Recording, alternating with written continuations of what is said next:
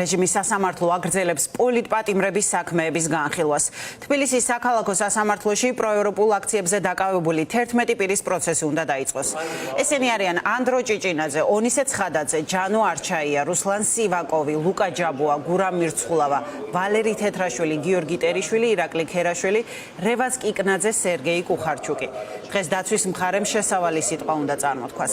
დაკავებულებს ჯგუფურ ძალადობაში მონაწილეობას ედავებიან, თუმცა ბრალდებას არც ერთი მათგანი არ აღიარებს. ბრალის დამტკიცების შემთხვევაში კი მათ 4-დან 6 წლამდე პატიმრობა ემუქრებათ. დაიწყო თუ არა სხდომა, თბილისის საქალაქო სასამართლოდან ქეთი ნადიბაიძე ჩაგვერთვება.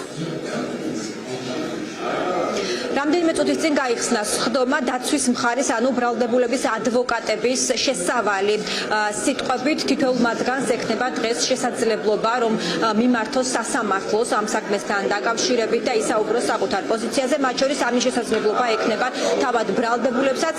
ორ მთავარ გარემოებაზე გაამახვილებენ ისინი ყურადღებას, როგორც სხდომის დაწყებამდე განგვიცხადეს ადვოკატებმა. ერთი ეს ეხება დანაშაულის ჯგუფურობის კვალიფიკაციას და დაცვის მხარე აცხადებს, რომ პროკურატურას გაუჭირდება ამის დადგენა და რომ საქმეში მტკიცებულება, რომელიც დანაშაულის ჯგუფურობას დაადასტურებს, არ არსებობს, რადგან ფიზიკურად არ არსებობდა ბრალდებულებს შორის ნაცნობობა და კავშირი და მეორე მხრივ ერთ-ერთი მთავარი გარემოება უკავშირდება თავად ძალადობის დანაშაულს, რასაც ედავება სახელმწიფო ბრალდება ამ ბრალდებულებს და ადვოკატები აცხადებენ, რომ პროკურატურას საქმეში არ აქვს წარმოდგენილი მტკიცებულებები საიმისოდ, რომ დაამტკიცოს, რომ ეს ადამიანები ძალადობდნენ ვინმეზე. ეს არის ორი მთავარი გარემოება, რასაც ისინი ყურადღებას გაამახვილებენ.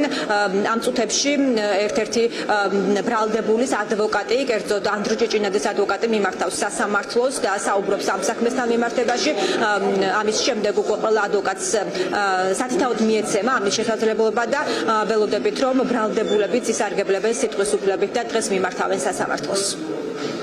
ერთად ხაზი გადის ამ ეგრეთ წოდებული დანაშაულის ჯგუფურობაზე. თუ ჯგუფურობა ვერ დაადასტურა ბრალდების მხარემ, ბუნებრივია ვერ გვექნება 225 მუხლის შემადგენლობა. შესაბამისად, მათ შორის ჩვენ მიერ გაჟღერდება საკითხი 225 მუხლის ბუნებასთან დაკავშირებით, ჯგუფურობის დადასტურებასთან დაკავშირებით და ამას უკვე დასმულ სიტყვაში დავსვათ შესაბამის საკითხებს, ვინაიდან დარწმუნებული ვართ, რომ საქმის არსებითი განხილვის ეტაპზე ბრალდების მხარე ვერ გამოიკვლევს ვერც ერთ მტკიცებულებას, რომელიც დაადასტურებს 11 პირს შორის რაიმე სახის შეკავშირებას ან რაიმე სახის კომუნიკაციას, რაც საფუძველი გახდა რაიმე დანაშაულებრივი ქმედების დაგეგმისა.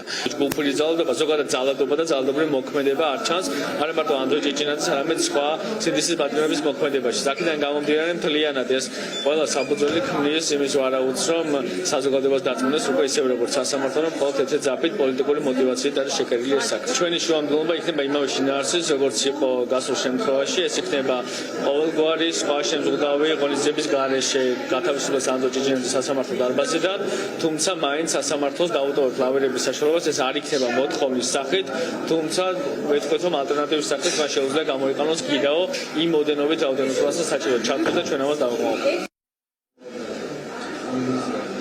დღევანდელ სხდომას უკვე ესწრება ბრალდებული რევაზ კიკნაძე, რომელიც წინა სასამართლოს სხდომების ეტაპზე, ბოლო სხდომებზე უკვე პროტესტის ნიშნად დატოვა და მოსამართლემაც მიიღო მისი გაძევების გადაწყვეტილება და ის ბოლო სხდომებში უკვე მონაწილეობას აღარ იღებდა, თუმცა ახლა უკვე არსებითი განხილვების ეტაპია. ამ საქმეს ყავს ახალი მოსამართლე ნინო გალუსტაშვილი და მან გააუქმა წინა მოსამართლის წინა სასამართლოს სხდომების ეტაპზე მიღებული გადაწყვეტილება და რევაზ კიკნაძე ერთვება ისევ სასამართლოს სხდომებში, ისევე როგორც ამ სხდომებში უკვე დაესწრებიან ბრალდებულების ოჯახის წევრები, მათი ახლობლები, მათ შორის აქ იმყოფებიან მსახიობებიც, მათი კოლეგის ანდრო ჭიჭინაძის მხარდასაჭერად.